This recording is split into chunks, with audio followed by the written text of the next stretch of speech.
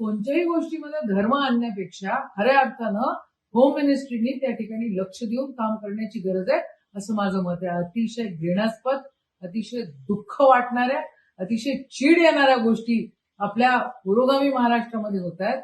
याच्या आधी या सगळ्या गोष्टी पकडतीस यायला पाहिजे होत्या आणि इतक्या उशिरा माहिती होत आहेत.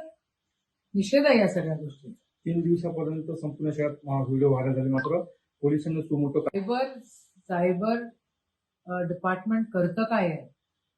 सगळे व्हिडिओ व्हायरल होत आहेत मुलींच्या सकट. म्हणजे मला तर राग त्या मुलींचा पण येतोय, त्या बायांचा पण येतोय की त्यांना अकला नाहीये, त्यांना समजत नाहीये काय होत आहे ते, स्वतःचं संरक्षण करू शकत नाहीये त्या.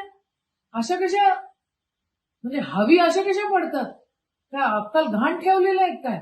आणि होम डिपार्टमेंट तर पूर्णपणे झोपलेलं आहे असं माझं मत आहे.